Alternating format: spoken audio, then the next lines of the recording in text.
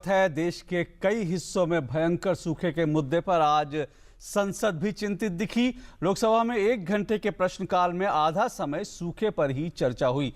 सरकार ने सदन को विश्वास दिलाया कि इस संकट से निपटने के लिए सभी जरूरी कदम उठाए जा रहे हैं। इसके अलावा श्रीनगर के एनआईटी और नेताजी सुभाष चंद्र बोस से जुड़ी फाइलों को सार्वजनिक करने के मुद्दे पर भी कई सवाल और जवाब हुए। सरकार ने कहा कि जापान इस साल के अंत तक नेताजी से जुड़ी 2 अहम फाइलों को सार्वजनिक कर देगा।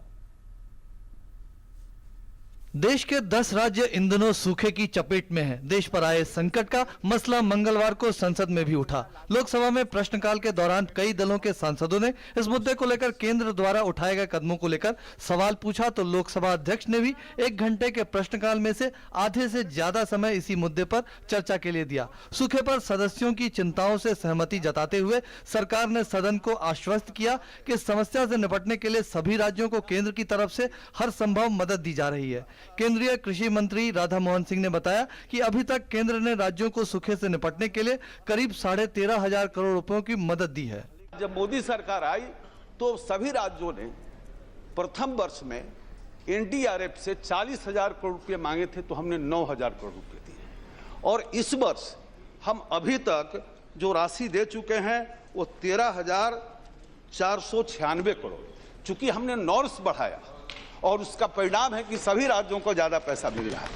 प्रश्नकाल के दौरान ही सदन में एनआईटी श्रीनगर का मुद्दा भी उठा। सरकार ने स्थिति को सामान्य बताते हुए कहा कि जिन बच्चों की परीक्षाएं रह गई थी वो दोबारा इसमें शामिल हो सके उसका भी इंतजाम किया गया है। सुखद स्थिति इस समय यह है कि जो बच्चे गए थे कश्मीर से निकलकर अपने घरों में अब वह वापस हो रहे हैं और वहां की एनआईटी एडमिनिस्ट्रेशन ने यह भी इंश्योर किया है कि जिन बच्चों ने अपनी परीक्षा नहीं दी है उनकी परीक्षा अब 26 मई से लेकर 29 मई के बीच दोबारा होगी। नेताजी सुभाष चंद्र बोस से संबंधित फाइलों को सार्वजनिक करने के मुद्दे पर भी सरकार ने सदन को अहम जानकारियां दी। सरकार ने सदन को बताया कि जापान ने नेताजी से जुड़े 5 अहम फाइलों में से 2 फाइलों को इस साल के अंत तक सार्वजनिक करने का भरोसा दिलाया है।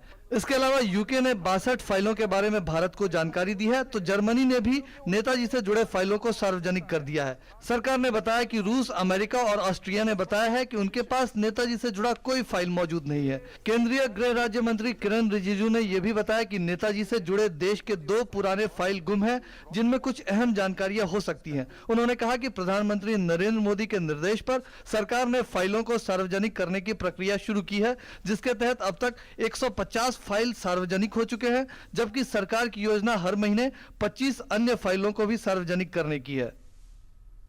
अनुज यादव और ऋषि कुमार के साथ सुधाकर दास, टीडी न्यूज़, दिल्ली।